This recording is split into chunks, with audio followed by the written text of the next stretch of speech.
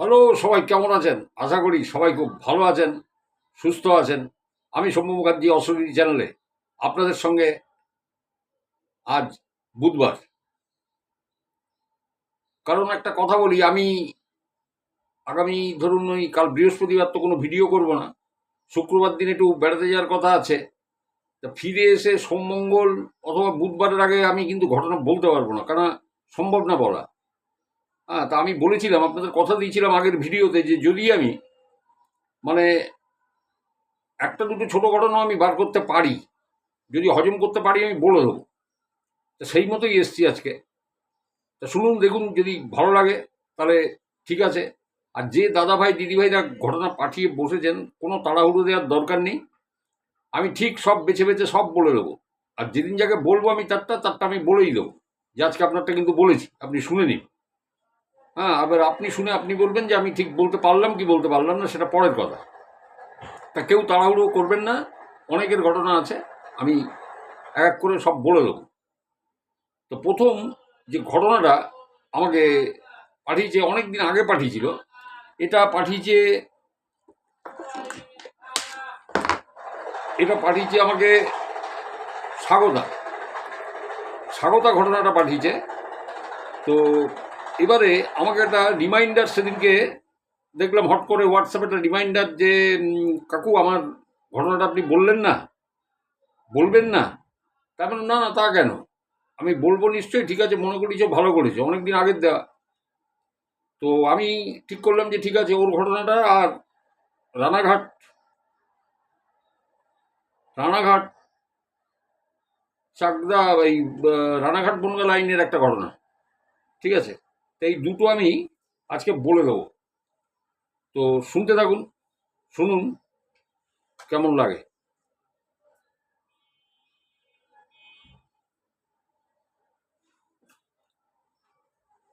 প্রথমে স্বাগতার ঘটনাটা বলি। স্বাগত আমাকে বলছে, স্বাগতার বাবা স্বাগতার বাবার বয়স যখন 24 বছর বয়স, ঘটনাটা আজ থেকে প্রায় 35-40 বছর আগেকার কথা, বুঝতে পারছেন? স্বাগতার বাবার যখন 24 বছর বয়স, তখন তিনি সেন্ট্রাল গভর্নমেন্টের চাকরিতে উনি জয়েন করেন। এবার কোন ডিপার্টমেন্টটা আমি বললাম না, উনি শিলিগুড়িতে পোস্টিং ছিলেন, ঠিক আছে। সাধারণত কোনো ডিপার্টমেন্ট নিয়ে আমি বলি না। তো উনি শিলিগুড়িতে পোস্টিং ছিলেন, এবং ওখানে 6-7 বছর পর্যন্ত কিন্তু উনি পোস্টিং ছিলেন। পরে এদিকে কলকাতায় চলে এসেছে। তো যাই হোক, তখন উনি বিয়ে করেননি, বোঝা গেল। এবারে যেখানে উনি কাজ করতেন, যে ডিপার্টমেন্টে, ওই ডিপার্টমেন্টে ওনার অনেক বন্ধু টন্ধু আছে, বুঝলেন। তো এইরকম জোনাজার বুজুম ফ্রেন্ড, তারা একদিনকে ঠিক করলেন যে তারা ডুয়ার্সে যাবেন বেড়াতে। কোনো একটা ছুটি টুটি ছিল হয়তো, 2-3 দিন একটা গ্যাপ ছিল, যাবেন। তো ওনারা অফিসেরই জিপ, ওনাদের জিপ নিয়ে গেছিলেন। এক বন্ধু গাড়িটা চালাতে পারেন, উনি চালিয়ে নিয়ে গেছিলেন, অফিসের জিপ নিয়ে গেছিলেন। এবং যেখানে গেছিলেন সে ডুয়ার্সের, সেটা হচ্ছে যে পিডাব্লিউডির বাংলো, ওইটাই বুক করেছিলেন। এবার এই পিডাব্লিউডির বাংলোটা ঠিক আপনাদের একটু বলি। মানে এখন দেখুন, তখনকার ডুয়ার্স, আজ থেকে 40 বছর আগের ঘটনা বলছি, আর এখনকার ডুয়ার্সে তো অনেক হেভেনের ডিফারেন্স, বুঝতেই পারছেন। আরো নির্জনতা অনেক বেশি ছিল, ঠিক আছে। আমি যাইনি কোনোদিন, সুতরাং আমি যারা আপনারা গেছেন তারা বুঝতে পারবেন। তো ডুয়ার্স আমি কোনোদিন যাইনি, সিকিম দার্জিলিং গেছি। তো যাই হোক, খুব নির্জন জায়গা, এবং জায়গাটা কিন্তু খুব আনকমন। মানে প্রপার কোনো জায়গাতে কিন্তু এই পিডাব্লিউ বাংলোটা নয়, এবার বুঝতে পেরেছেন।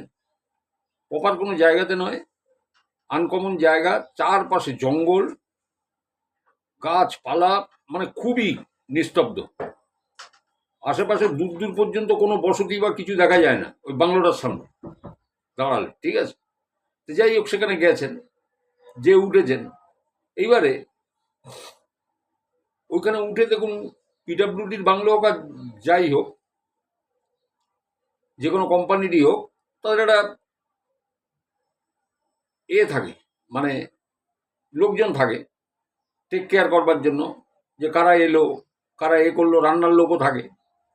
তো যাই হোক, এনারা যখন গেছেন তখন ওই ওখানকার যারা মানে ওই পিডাব্লিউডির বাংলোর যে সার্ভেন্ট জোনা দুয়েক, তা তারা ওনাদের স্বাগতম জানালেন, জানিয়ে দুপুরে কি খাবেন সেই রান্নাবান্নাও হলো, দুপুরে খাওয়া দাওয়া হলো বেশ জমিয়ে। এইবার যখন একটু বিকেল বিকেল হয়ে আসছে, তখন ওই কেয়ারটেকার বলছে যে দেখুন, আপনাদের একটা কথা বলি, এই এখানে না রাত্রে থাকবেন না। স্যার আপনাদের কাছে তো জিপ গাড়ি আছে, তা গাড়িটা নিয়ে কয়েক কিলোমিটার যান, গিয়ে কোনো হোটেল টোটেলে থাকুন। তাই এনারা তখন বলেছেন যে কেন ভাই, হোটেলে কেন যাবো, এসছি এখানে, বুক করেছি এটা, হোটেলে কেন যাবো? বলছে দেখুন, এই জায়গাটা ভালো না, এই জায়গাটা ভালো না, এই বাংলোটার বদনাম আছে, আশেপাশে 10-11 কিলোমিটারের মধ্যে কোনো জনবসতি নেই, আর সন্ধ্যের পর হয়ে গেলে আমরা এখানে থাকি না। আপনারা বললে যেটুকু বলবেন আমি রান্নাবান্না করে দিয়ে কাজ করে দিয়ে চলে যাব, কিন্তু আমরা কিন্তু থাকবো না, কিন্তু এখানে কেউ থাকি না, আমাদের কোয়ার্টার্স আলাদা জায়গায় আছে দূরে, আমরা সেখানে চলে যাই। তো এনারা তখন বলছেন কেন, তুমি কি আমাদের ভয় টয় দেখাচ্ছ নাকি? মানে এনারা তখন নিজেরা আলোচনা করছেন যে কোনো হয়তো ভয় ভীত দেখাচ্ছে, যেখানে অমুক আছে তমুক আছে। এরা পাত্তা দেননি, বলে ধর কেন হোটেলে যেতে যাবো, বুক করেছি এটা, বলে ঠিক আছে থাকুন। এইবারে বলছে আমি তাহলে রান্নাটা করে দিয়ে চলে যাচ্ছি, আপনারা রাত্রে যে খাবেন। ও রান্না টান্না করে দিয়ে সেই সার্ভেন্ট দু একজন যারা ছিল তারা চলে গেছে, তাদের কোয়ার্টার দূরে আছে। এবার রাত্রে এনারা খেয়ে দিয়ে, এই স্বাগতার বাবা তার 3 বন্ধু খেয়ে দিয়ে এক ঘরে বসে তাস খেলছে, গল্প গুজব হচ্ছে, তারপরে হয়তো শোবেন। রাত 10টার সময় যখন তাস খেলছেন, হঠাৎ শুরু হয়ে গেল ছাদের পরে, মনে হচ্ছে একটা লোহার বল কেউ এপাশ থেকে গড়িয়ে ওপাশে দিচ্ছে, ওপাশ থেকে গড়িয়ে এপাশে দিচ্ছে, ঘড় ঘড় ঘড় ঘড় ঘড় ঘড় করে। তা ওনারা ভাবছেন যে এটা কি হলো, ছাদের উপরে এরকম আওয়াজ কেন? এইবার যত সময় যাচ্ছে ওই আওয়াজের তীব্রতা কিন্তু বাড়তে থাকছে। এবারে ছাদের একটা সাইড দিয়ে ওই আওয়াজটা আসছে, এবারে ছাদের মনে হয় যেন প্রত্যেকটা কোণা থেকে একটা আওয়াজ আসছে, ওই রকম ভারী কিছু গড়িয়ে ফেলার সঙ্গে। এবার বেরোতেও পারছেন না ভাই, অচেনা অচেনা জায়গা, ছাদে যেয়ে দেখার হিম্মতও নেই, মুশকিলে পড়ে গেছেন। এইবার কিছুক্ষণ পরে শুরু হলো দুম দুম দুম দুম, মানে চলবার আওয়াজ, পায়ের আওয়াজ। এবার এনারা বুঝতে পারছেন না, এনারা ভাবছেন কি বাইরের কোনো মানে হিংস্র প্রাণী জঙ্গলের, তারা কি এই ছাদের পরে উঠে যায় না কি এরম করে, ওইটাই ওই জন্যই কি এরা বারণ করেছিল। কিছুক্ষণ বাদে বুঝলেন না ব্যাপারটা তা নয়, এ কোনো বন্য জন্তু জন্তুর ব্যাপার নয়। খানিকক্ষণ বাদে এনাদের হুঁশ ফেরেছে, এবং এনারা পুরো রাত্রে ঘুমননি কেউ, ওইখানে চুপচাপ বসেছিলেন। এনাদের এক বন্ধুর হঠাৎ জ্বর চলে আসে কাঁপিয়ে, তাকে কোনো রকমে কম্বল মুড়ি টুড়ি দিয়ে রেখে এনারা ভোরের অপেক্ষা করতে থাকেন। মানে এতই তীব্রতা, এতই বিভৎসতা ওই বাংলোর উপরে শুরু হয়েছে। চুপচাপ বসে আছেন, কিছু করার নেই, নাথিং টু ডু, কিচ্ছু করার নেই। তো যাই হোক, আস্তে আস্তে আস্তে আস্তে মানে সকাল কখন হবে চাতক পাখির মতো বসে আছে, বুঝুন কি বাংলো হয়ে গেছে। এইবারে এই স্বাগতার বাবা যিনি, উনি স্মোক করেন। উনি বাইরের অন্ধকারটা কেটেছে কিনা এটা দেখবার জন্য, মানে তখন মানে ফর্সা পুরো হয়নি, অন্ধকারটা কিছুটা রয়ে গেছে, আর একটু বাদে হয়তো আস্তে আস্তে ফর্সা হয়ে যাবে, ঠিক এই টাইমে উনি সিগারেট খেতে বাইরে বেরিয়েছেন। বাইরে যখন বেরিয়েছেন, উনি সিগারেটটা টানছেন, উনি দেখছেন বাংলোর সামনে একটা মহিলা দাঁড়ানো। বোঝা গেল, বাংলোর সামনে একটা মহিলা দাঁড়ানো। তো মহিলার চোখটা হঠাৎ ওই স্বাগতার বাবার দিকে গেছে, চোখাচুকি হতে মহিলাটা আস্তে আস্তে আস্তে আস্তে উনি দেখলেন ওখান থেকে চলে গেল। ঠিক আছে, উনি ঘরে ঢুকে গেলেন। এইবার আস্তে আস্তে আস্তে আস্তে ফর্সা হয়ে গেছে। ওই 7টা বাজে এনারা সব গোছগাছ করে নিয়েছেন, ওটা ছেড়ে দেবেন। কেয়ারটেকার বা এই সার্ভেন্টটা এসছে দুজন। তখন উনি বলছেন, এই তুমি বললে, মানে স্বাগতার বাবা বলছেন, স্বাগতার বাবা, যে তুমি বললে যে এখানে লোকালয় নেই, এ নেই। আমি একটু আগে, তখনও পুরো মানে আলোটা ফোটেনি, আমি দেখলাম এক মহিলা এখানে দাঁড়িয়ে আছে, আমার দিকে তাকালো, তারপর চলে গেল আস্তে আস্তে। তখন ওই যারা এই সার্ভেন্ট, সে মুখের দিকে না তাকিয়ে আছে, তার চোখে মুখে আতঙ্ক। বলছে, মহিলা? মহিলা কোথার থেকে আসবে? কি বলছেন আপনি? এখান থেকে স্যার 12 কিলোমিটার অব্দি কোনো লোক বসতি নেই, তারপরে আছে। আর যেখানে আছে, যাদের আছে লোক বসতি যা আছে, তারা রাতে কেউ বেরোয় না। মাটির ওই যে পাতিল ফাতিলগুলো আছে, ওইগুলো ঘরের মধ্যে রাখে, যদি বাথরুম পায় ওইখানে করে সকালে ফেলে দেয়, সকাল না হলে বেরোয় না।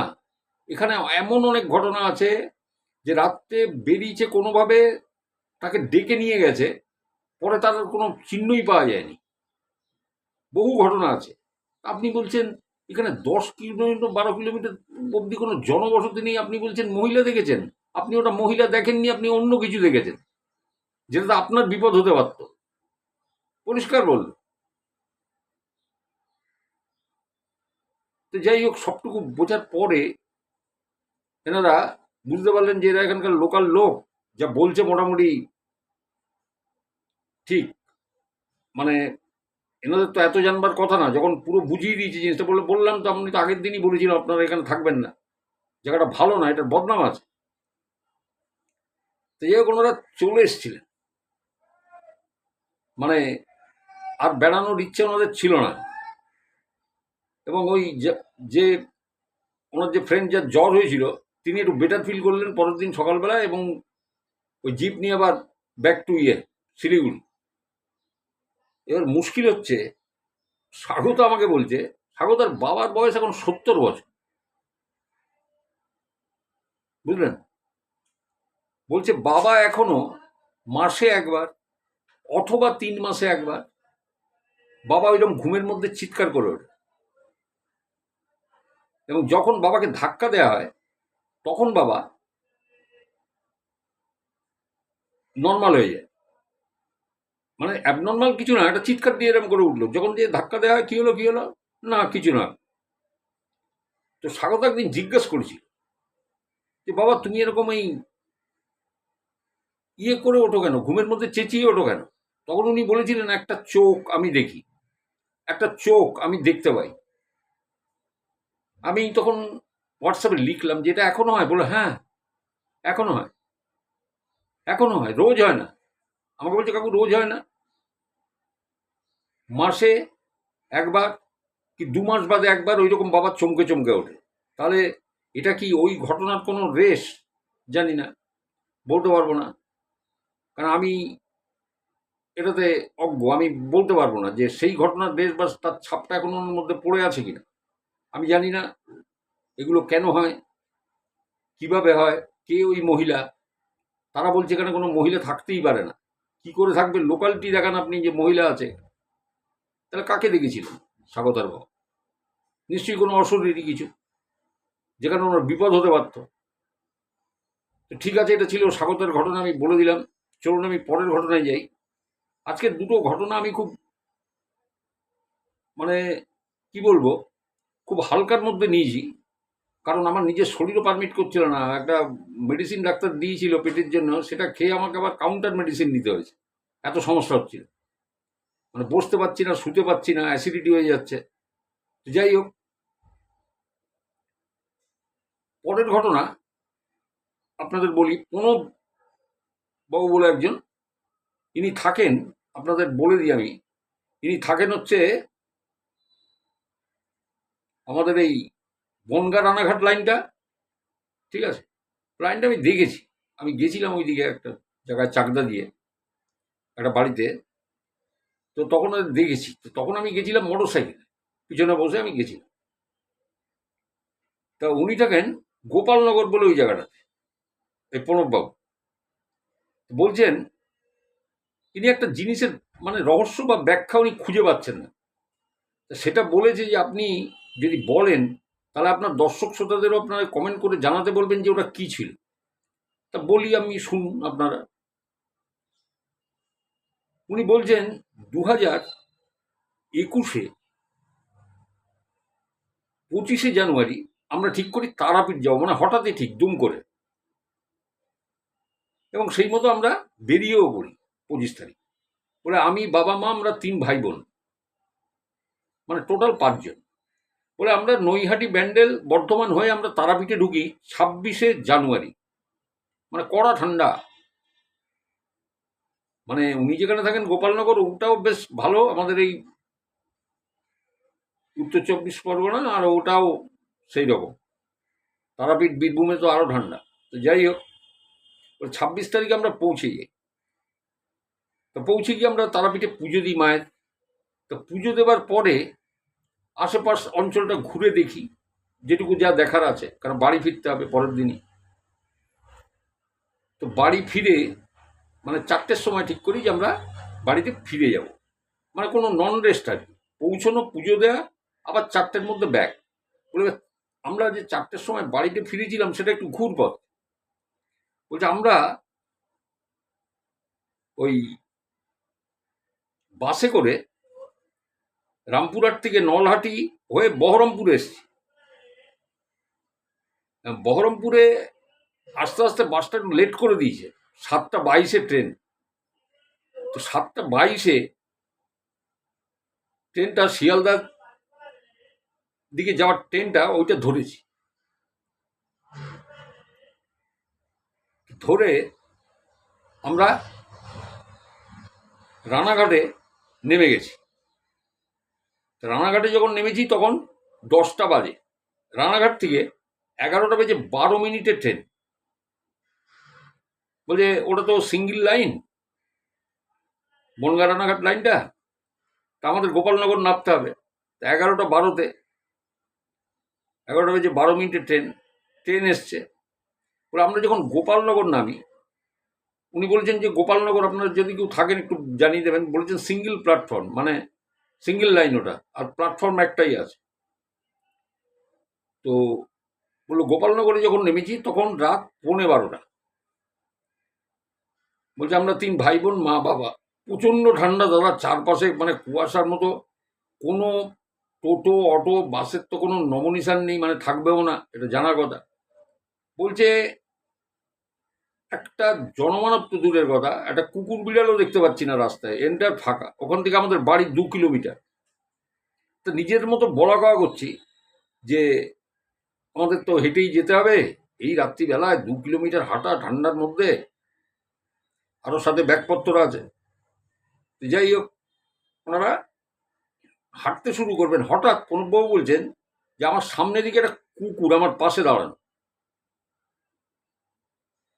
তো কুকুরটাকে আমি ধাওয়া দিলাম। কিন্তু সাধারণত দেখবেন যে কুকুর যদি আপনার সামনে আসে, আপনি যদি হাট হাট করে ধাওয়া দেন, কুকুর দুপা পিছিয়ে যায় বা পালিয়ে যায়। উনি ধাওয়া দেওয়ার পরে কুকুরটা স্টিল দাঁড়িয়ে আছে, ওখানে যাচ্ছে না। তাড়া দিয়েছেন তাও যাচ্ছে না, দাঁড়িয়েই আছে, নড়ছেই না ওখান থেকে স্টিল। এবারে বললাম আমি হাঁটা শুরু করলাম।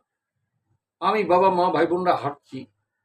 কুকুরটা আমাদের সাথে সাথে হাঁটছে, বেশ তাগড়া কুকুর, আমাদের সাথে সাথে হেঁটে হেঁটে যাচ্ছেও। শুনুন, এইবার আমি আবার তাড়া করেছি কুকুরটাকে।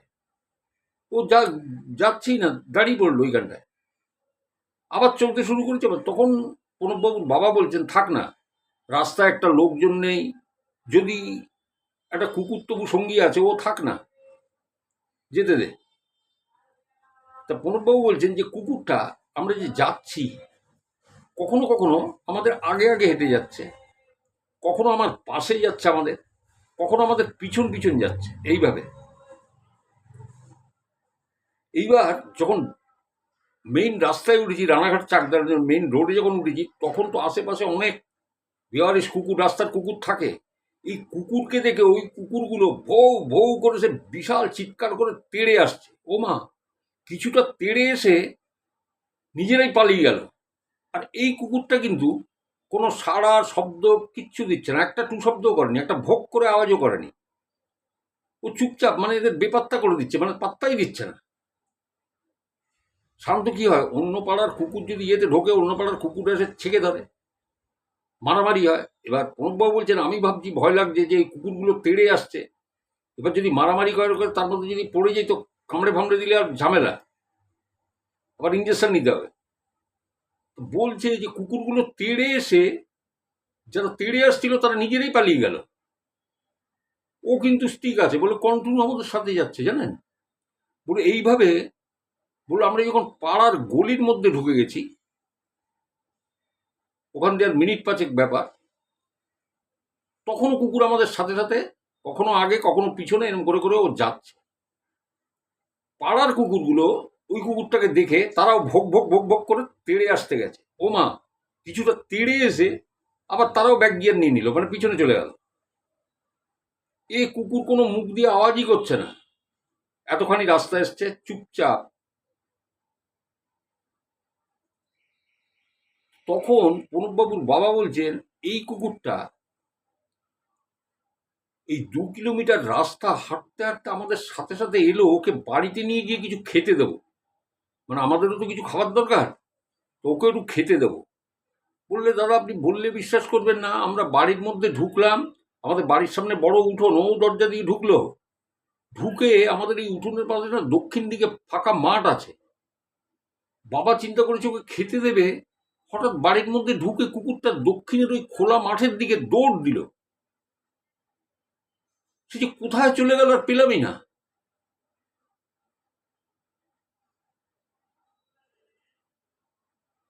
দৌড়ে কুকুরটা কোথায় গেল তার কোনো মানে লাপাত্তা হয়ে গেল কুকুরটা। বলে খুব আশ্চর্য হয়ে গেছি যে এই ঘটনার কোনো আছে কিনা আমার জানা নেই। এটা আমার কাছে প্রচন্ড রহস্য লেগেছে আমার কাছে, এবং খানিকটা অলৌকিক মনে হচ্ছে এটা কি করে সম্ভব হয় যে ওই রকম তাগড়া একটা কুকুর, অতগুলো কুকুরের মাঝখান থেকে সে 2 কিলোমিটার পথ আমাদের সাথে করে এনে আমাদের বাড়ির মধ্যে ঢুকে দক্ষিণের মাঠ দিয়ে ওরকম দৌড় দিয়ে চলে গেল কি করে।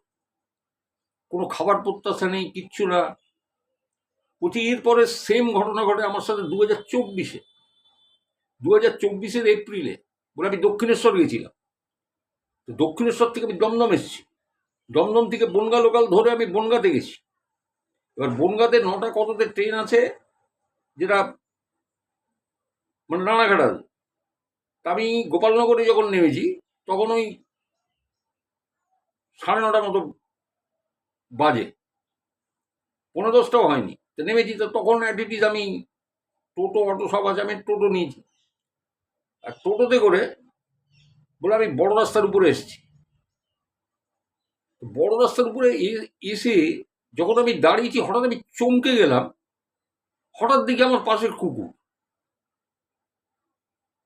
আমার না হট করে ওকে দেখে আমার সেই 2021-এর কথা আমার মনে পড়ে গেল। দেখছি এ আমার সাথে সাথে যাচ্ছে,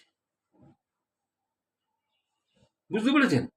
এবারে আমাদের ওই মানে বললাম মেইন রোড থেকে আমাদের বাড়ির সরু পিচের রাস্তা ওইখান দিয়ে ঢুকে গেছে, গলিটা ওখান দিয়েও ঢুকেছি।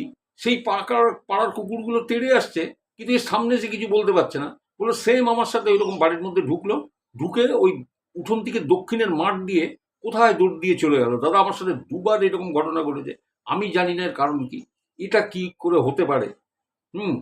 যে কুকুরটাকে দেখেই আমি চমকে উঠেছিলাম টোটো থেকে নামার পরে। তা এইরকম দুটো ঘটনা এই প্রণববাবুর সাথে ঘটে গেছে, তাই উনি ঘটনাটা পাঠিয়েছিলেন।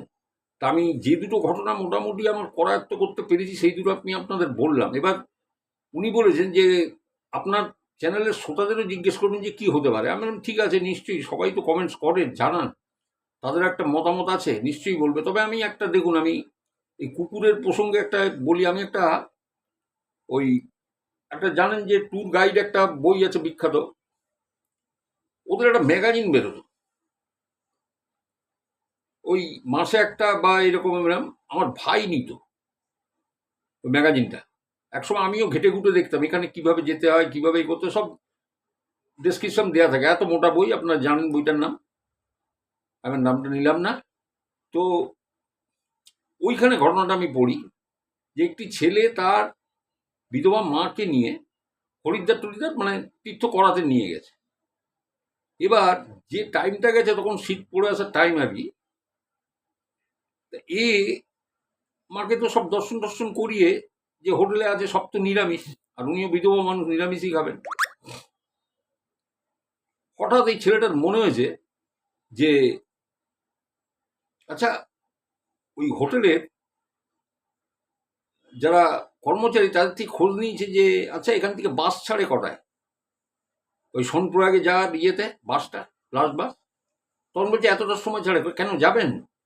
তা বলছে যে ভাবছি যাবো কেদারনাথ দর্শনে, বলে মন্দির তো কাল না পরশু বন্ধ হয়ে যাবে, তুষারপাত শুরু হয়ে যাবে, ওখানে যেতে পারবেন? আর যদি ইচ্ছে থাকে তাহলে লাস্ট বাস এতটার সময় আছে, চলে যান। তখন বলেছে একটা কাজ করবে ভাই, তোমরা আমার মাকে একটুখানি দেখবে।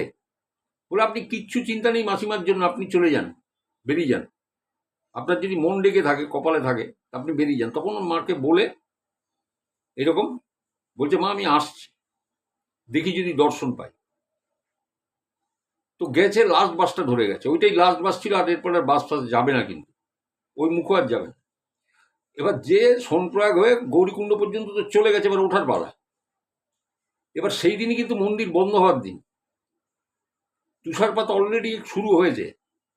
এই ছেলেটা উপরে উঠে যাচ্ছে, উপরে উঠে যাচ্ছে, সবাইকে দেখছে। যারা লাস্ট দর্শনার্থী তারা সব নেমে আসছে, কিন্তু তখন নামার টাইম, সব নেমে আসছে, উপরে ওঠার লোক নেই, কারণ তুষারপাত শুরু হয়ে গেছে। লাস্ট যে চটিটা ছিল সেই চটিতে তারা বলেছিল যে আপনি যাবেন, ফিরবেন কিভাবে?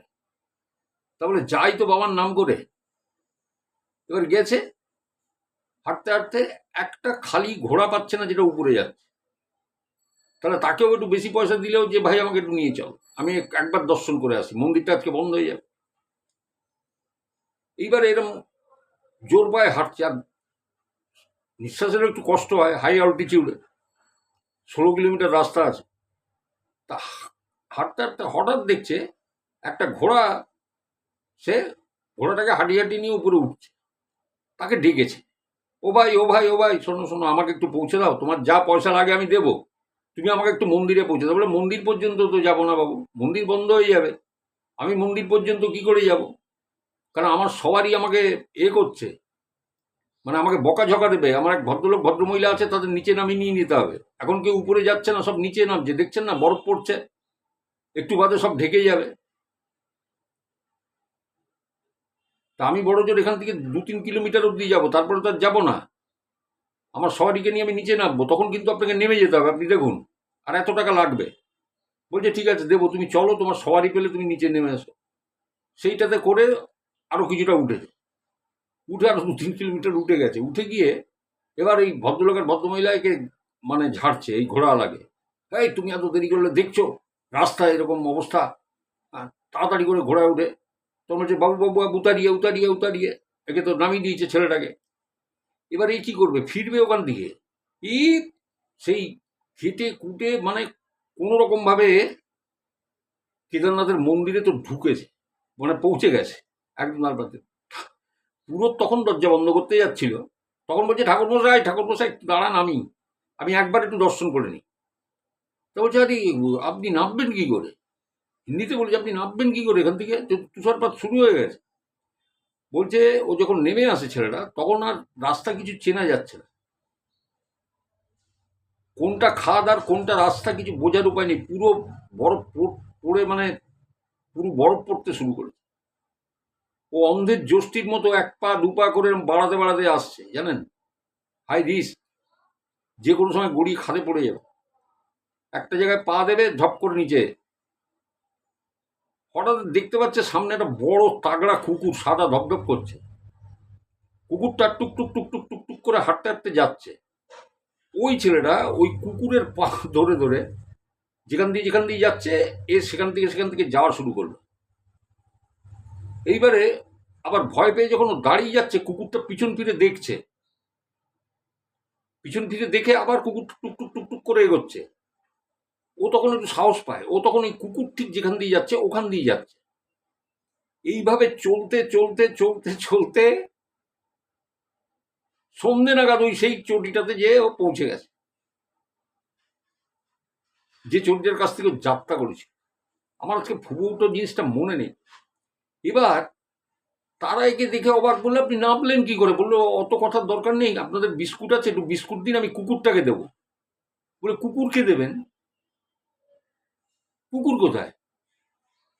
তা বলে এই তো, আমি তো এই কুকুরের সঙ্গেই তো আসলাম, ওই তো আমাকে তো নিয়ে আসলো, ও না থাকলে তো আমি তো মরে যেতাম। তো বলে কোথায় কুকুর? এবার ও ঘুরে দেখছি, ছেলেটা দেখছি কুকুর নেই, কুকুর গায়েব।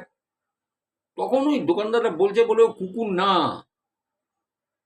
ও কেদারনাথের ভৈরব, আপনাকে পাঠিয়েছিল, আপনি ভক্ত মানুষ, মরে যেতেন, আসতে পারতেন না, ওই ভৈরব আপনাকে পৌঁছে দিয়ে গেল, এটা মাথায় রাখুন।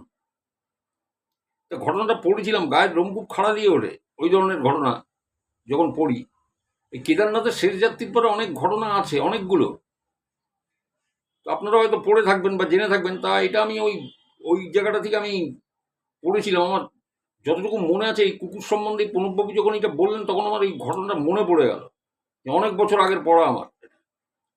তো ওই জন্যই বললাম যে দেখুন, প্রাণী জগৎ বা এই জীবকুল ভগবানের সৃষ্টি, কখন কে কিভাবে কাকে দেখা দেয় কিন্তু বোঝা মুশকিল এগুলো। ঠিক আছে, এগুলো মানে করা, ঠিক পয়েন্ট আউট করা বা ডিটারমিনেশন করা যে এগুলোর এটা কি, জিনিসটা কি, মানে মহা মুশকিল ব্যাপার। যেমন ধরুন এই প্রথম ঘটনাটা, স্বাগতার বাবা তিনি এখনো 70 বছর বয়সে তিনি মাঝে মধ্যে ওইরকম একটা বিভৎস কিছু স্বপ্ন দেখেন, যার জন্য উনি চিৎকার করে ওঠেন। তাহলে তো মনে হচ্ছে সেই এফেক্টটা রয়ে গেছে। আর প্রণববাবুরও ঘটনার মধ্যে এই কুকুর কোথা থেকে আসলো ভাই, যে 2 কিলোমিটার আপনার সাত পর্যন্ত যেতে পারে, আর যে বাড়ির উঠোন থেকে ঢুকে যে দক্ষিণ দিকে পালিয়ে গেল। দুবার হয়েছে, একবার না এনার লাইফে। তাই উনি ঘটনাটা পাঠিয়েছিলেন, আপনাদের বললাম। তো আপনারা যারা ঘটনা পাঠিয়েছেন, যারা পাঠাতে চান, আমার হোয়াটসঅ্যাপে আসবেন, ডেসক্রিপশনে হোয়াটসঅ্যাপ নম্বর দেওয়া আছে, বারবারই বলি আমি এখানটায়। আর যারা পাঠিয়েছেন চিন্তা করবেন না, আমি সবারটা বলবো। হ্যাঁ, তা দেখি আমি আবার লাস্ট কবে আসতে পারি। আমি একদিন বাদেই চলে এলাম আজকে, যে আমি অন্তত কিছুটা, অন্তত দুটো ঘটনা ক্লিয়ার করে যাই। তা বলে দিলাম, আপনাদের কেমন লাগলো আপনারা জানাবেন। আজকে খুব হালকার পরে আমি করেছি ভিডিও, বেশি বড় করিনি।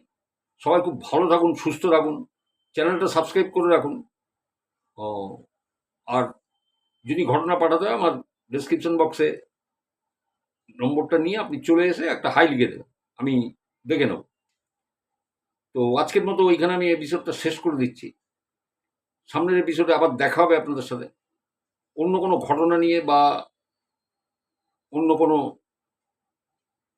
মানে জানি না সেই ঘটনাগুলো কীরকম হবে। আমি শুনেছি, কয়েকটা অডিও আমার শোনা হয়েছে, আমি নিশ্চয়ই আপনাদের সামনে আনবো। ততক্ষণ পর্যন্ত অপেক্ষা করুন। সবাই খুব ভালো থাকুন, সুস্থ থাকুন, আর অসুরি চ্যানেলের সঙ্গে থাকুন। সবাইকে অনেক অনেক ধন্যবাদ, নমস্কার।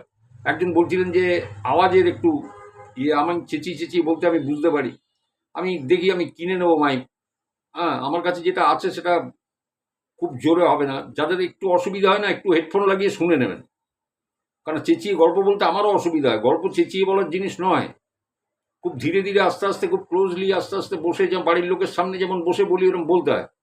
তো ঠিক আছে, তা মাইক কিনে নিয়ে আশা করি অসুবিধাটা হয়ে যাবে। একটু দয়া করে হেডফোনটা লাগিয়ে নেবেন। আমি দেখুন কোনো কোনো জায়গায় লিখে দিই যে হেডফোন দিয়ে শুনুন। ওকে, তাহলে আজকে আসি, আবার দেখা হবে সামনের এপিসোডে। ভালো থাকুন সবাই, নমস্কার।